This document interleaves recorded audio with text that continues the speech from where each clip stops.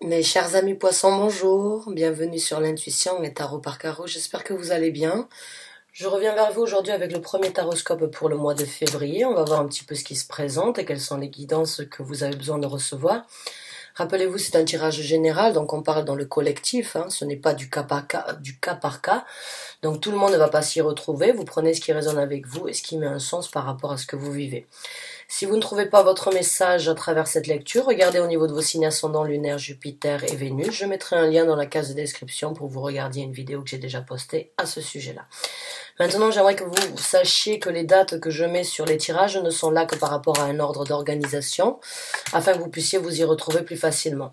Donc si vous êtes attiré par le titre d'une vidéo que j'ai déjà postée auparavant, n'ayez aucune crainte à y revenir dessus. Si le titre vous interpelle, vous avez peut-être donc votre message à travers un ancien tirage. Donc mes chers amis poissons, c'est parti, on va commencer à battre le tarot et on va voir un petit peu ce qui se présente donc et quelles sont les guidances que j'ai besoin d'apporter aux poissons dans le besoin de recevoir une guidance. Merci. Merci. Et merci. Donc là, on me parle d'une personne, on me parle d'une personnalité très passionnée, très créative, une personne déterminée, une personne un petit peu impulsive, une personne qui obtient ce qu'il veut, qui n'est pas trop patient, une personne qui aime donc agir rapidement pour obtenir ce qu'il veut, une personne qui sait saisir les occasions, c'est le roi donc des bâtons. Donc on va voir avec une autre carte. Là, on me parle donc de choses qui n'ont pas été dévoilées ou des choses qui sont faites dans le dos des autres.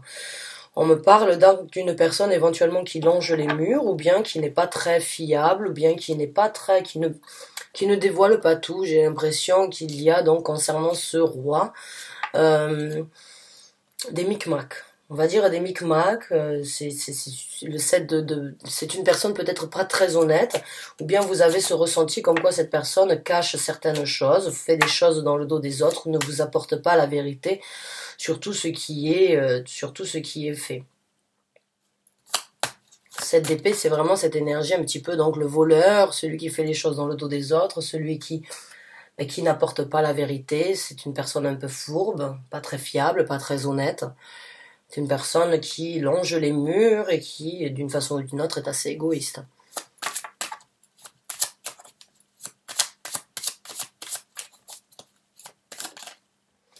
On a le pendu, donc on me parle d'une situation où c'est qu'il y a besoin donc d'analyse. Il y a une situation où vous vous posez des questions. Vous n'avez peut-être pas encore la réponse parce que justement vous désirez analyser, vous désirez voir, vous désirez donc ressentir et en même temps, on va dire, trouver une réponse, mais d'une façon sage. C'est la carte du pendu, pour moi, elle a cette énergie de réflexion et d'analyse, mais en même temps, elle n'a pas du tout d'énergie d'impulsion. C'est une carte avec une certaine sagesse, parce qu'on sait qu'il y a quelque chose à découvrir, on sait qu'il y a quelque chose à analyser, mais on prend le temps nécessaire avant vraiment de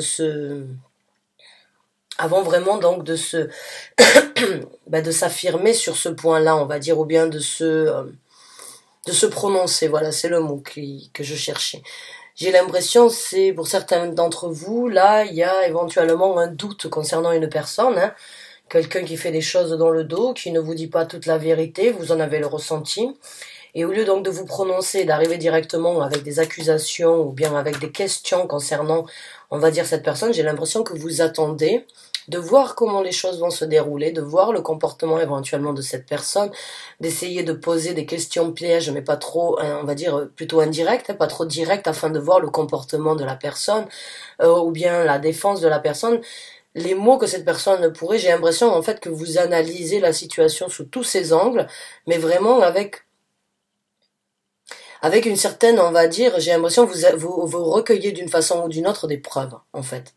J'ai l'impression que vous le savez d'une façon ou d'une autre, il y a une certaine intuition concernant ces choses qui ne sont pas communiquées, qui ne sont pas dites, ou bien une personne donc qui fait les choses dans votre dos, ou qui parle dans votre dos, mais quoi qu'il en soit, il y a aussi cette énergie, vous le savez, vous attendez avant de vous prononcer, j'ai l'impression que vous rassemblez, comme je vous ai dit, des preuves, ou bien donc d'avoir assez, on va dire, d'arguments pour pouvoir venir et apporter votre jugement. Parce que j'ai l'impression que vous êtes en train de juger là d'une façon ou d'une autre. Donc on va voir avec d'autres cartes. Merci. Ouais, donc vous jugez par rapport à une prospérité. On a le 10 de coupe. Donc j'ai l'impression, ouais, que certains d'entre vous, vous êtes en suspens là par rapport au bonheur familial ou bien au bonheur en fait de votre vie en général. J'ai l'impression que vous avez une certaine satisfaction. Vous êtes sans doute en couple ou bien avec une personne avec qui vous avez énormément d'atomes crochus. Pas forcément en couple, ça peut être une amie ou ça peut être un ami. Ça peut être quelqu'un de la famille aussi. C'est juste quelqu'un avec qui vous avez énormément de sentiments d'atomes crochus. Et j'ai l'impression qu'actuellement, vous êtes donc en suspens d'une façon ou d'une autre par rapport à cette prospérité ou bien par rapport à ces sentiments que vous avez eus depuis un certain temps et que vous continuez à partager peut-être avec cette personne-là. Mais il y a cette énergie de vraiment voir, d'analyser encore une fois, est-ce que ces sentiments, est-ce que ces ressentis, est-ce que cette stabilité émotionnelle est vraie? Est-ce que mes doutes sont vrais? Est-ce que je dois laisser éventuellement cette prospérité derrière moi? Est-ce que je dois affronter donc pour l'amour de la famille ou bien l'amour du couple, hein? C'est possible aussi. On va voir avec d'autres cartes et après on sortira donc des conseils avec un autre tarot.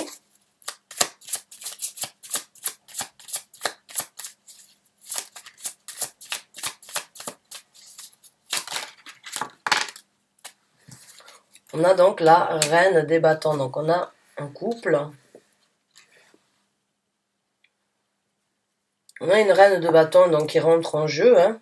Une reine de bâtons, c'est une personne encore une fois aussi déterminée. C'est une personne impulsive. C'est une personne qui aime les challenges. Hein. C'est une personne qui est très belle, qui a un aura magnifique, hein, qui a une énorme attirance, qui attire l'œil et qui aime bien être au centre du monde, qui aime en fait attirer l'œil d'une façon ou d'une autre quand elle est dans une assemblée. Vous allez voir ce genre de personnalité, vous allez les découvrir de suite. Ce sont les gens qui rigolent on va dire très haut, qui sont très en équilibre avec eux-mêmes, qui arrivent en fait à s'affirmer et qui attirent, qui intriguent les gens d'une façon ou d'une autre, du fait donc d'être aussi à l'aise avec soi-même et aussi, on va dire, aussi confident et avec énormément de confiance. C'est une énergie que l'on ressent chez les gens comme ça. Hein. Ce sont des gens qui sont dirigés sous l'énergie du feu, donc ce sont des gens qui réfléchissent rapidement, ce sont des gens qui comprennent les choses rapidement. Ce sont des gens peut-être éventuellement aussi qui ont, la reine des bâtons a aussi cette énergie donc un petit peu ésotérique. C'est une personne qui pourrait donc facilement utiliser de la magie sur d'autres ou bien utiliser elle-même de la magie donc pour attirer ce qu'elle veut dans sa vie. C'est une personne qui comprend encore une fois les lois d'attraction, qui comprend les lois donc de polarité dans l'univers, qui sait qu'il doit y avoir une balance dans tout ce qu'on fait, dans tout ce qu'on dit et dans tout ce que l'on veut créer. Donc c'est une personne très balancée qui connaît aussi exactement la manipulation des énergies pour obtenir ce qu'elle veut.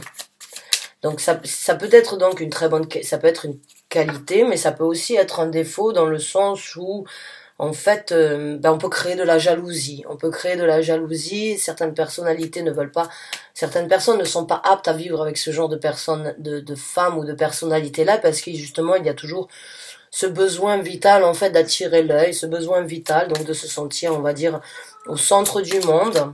Donc, on va voir avec une autre carte et après, on sortira des conseils avec d'autres cartes. Alors, on a le chevalier, le valet, donc, excusez-moi, on a le valet de denier, donc il y a une ouverture sur une nouvelle route qui se présente. Il y a donc des énergies nouvelles, un nouveau redépart, donc ici sur la terre physique.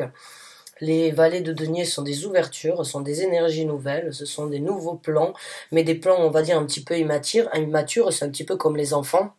Ils ont énormément d'imagination, ils ont énormément envie de faire, donc, de créer, et de découvrir. Les valets, c'est la même énergie, c'est cette énergie donc de saisir de nouvelles occasions, de regarder la route qui s'ouvre donc encore une fois sur les deniers, donc c'est dans le monde physique ici, et congelé qui se dirige vers là, c'est vraiment une nouvelle route qui se présente pour cette reine donc de bâton.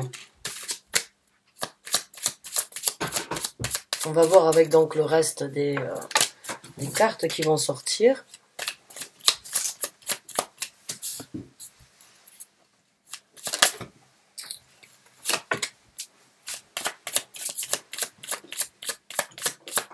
Alors, qu'est-ce qui va sortir ici? On a le 8 d'épée qui est sorti en dessous donc du 7 d'épée. Donc comme je vous ai dit, j'ai l'impression que vous le savez d'une façon ou d'une autre. Et ça pèse un petit peu lourd sur le système nerveux, on va dire. Hein. J'ai l'impression que vous voulez obtenir les réponses. J'ai l'impression que vous voulez obtenir certaines preuves. Et que vous vous emprisonnez d'une façon ou d'une autre à trop réfléchir. Hein. J'ai l'impression là que vous bloquez sur en fait sur ces trahisons ou bien sur ces choses là concernant cette personne. Vous bloquez et puis vous n'arrivez pas à sortir en fait de cette réflexion que vous êtes en train de faire ou bien de cette analyse que vous êtes en train de faire concernant cette personne. Vous voulez trouver les réponses, vous voulez trouver les preuves, vous voulez avoir le cœur, on va dire, vous voulez en avoir le cœur sûr, en fait, avant de vraiment venir et vous diriger ou bien partir sur de nouveaux horizons, mais vous ne pouvez pas le faire parce que vous n'en avez pas de preuves, mais ça vous prend la tête. J'ai ce ressenti que les preuves vont arriver à un moment ou à un autre. Elles sortent toujours au grand jour, on va voir. Mais, la carte des amoureux. Donc là, posez-vous la question, hein, là, c'est trouver un équilibre pour vous, la carte des amoureux.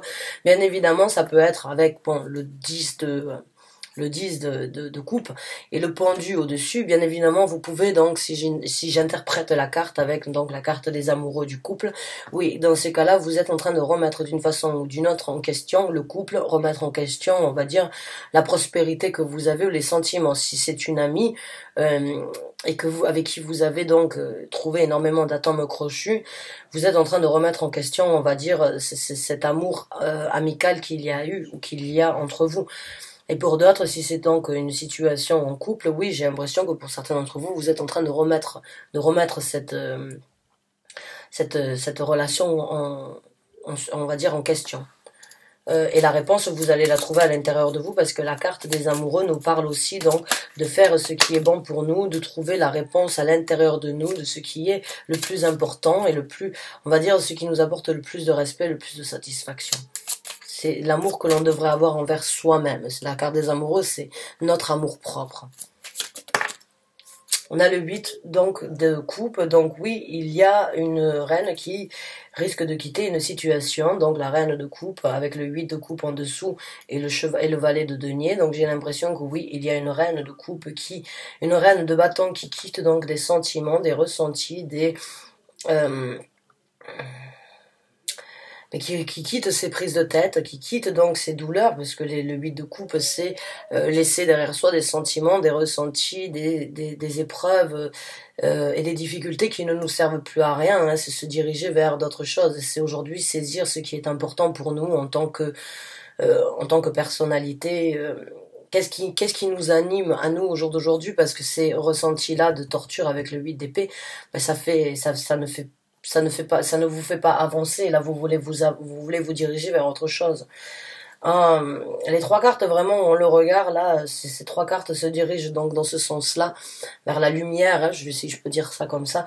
Mais j'ai l'impression vraiment qu'il y a donc les choses qui se passent, l'état d'esprit dans lequel vous êtes et ce que vous voulez pour votre futur et vous diriger vers ça. Maintenant, on va sortir avec d'autres cartes. Donc, pour vous, mes chers amis poissons, les conseils concernant cette situation. Quels sont les conseils que vous aimeriez donc apporter aux poissons qui se retrouvent dans cette situation, s'il vous plaît?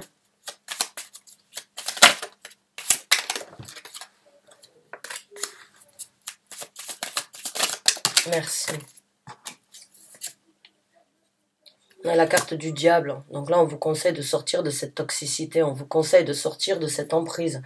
On vous conseille là d'essayer un petit peu de sortir, on va dire, de ces énergies négatives, dans le sens où ce sont des énergies de low vibration, on appelle ça en anglais.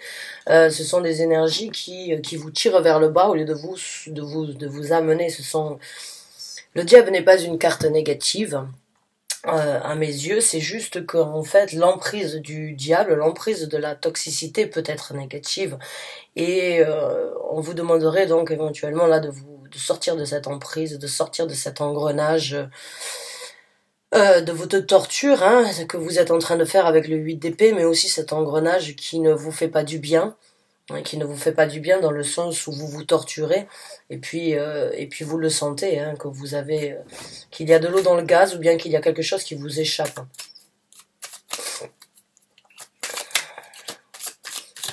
Conseil encore s'il vous plaît pour les poissons qui sont dans cette énergie et dans ce tirage là, merci.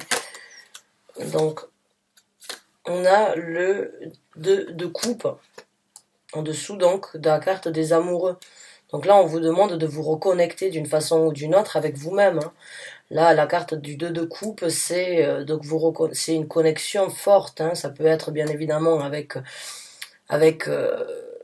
une autre personne, ou bien vous pouvez avoir une connexion très forte avec cette personne seulement à cause à cause donc de certaines toxicités, la relation n'est pas bénéfique au point où elle devrait, dans le sens où elle devrait être bénéfique comme un 2 de coupe. Le 2 de coupe, c'est vraiment une osmose, une connexion, une rencontre avec soi-même, avec une autre personne, mais c'est aussi cette reconnexion, en fait, et l'équilibre que l'on devrait avoir, donc en dessous de la carte des amoureux, pour l'amour propre de sa propre personnalité. Donc là, on vous demande encore une fois, là, donc, de vous poser les bonnes questions par rapport par rapport à ce que vous voulez pour vous, mais par rapport à comment vous reconnecter avec vous-même, en fait. Comment vous reconnecter avec vous-même, hein, concernant le futur ou bien le prochain, ce que vous voulez créer dans le futur. Et on a la tempérance, donc c'est encore une fois une carte de balance, c'est encore une fois une carte donc de balancer vos énergies et de mélanger donc un petit peu, on va dire de trouver l'équilibre à travers donc à travers de nouvelles directions qui vont être prises, et en même temps la carte de la tempérance, elle a cette énergie un petit peu de guérison. Elle a cette énergie de se rebalancer afin de guérir donc de certaines déceptions ou bien de situations qui ont été encore une fois difficiles à vivre, ou bien des situations qui ont été, on va dire, qui ont été plus toxiques que prospères pour vous.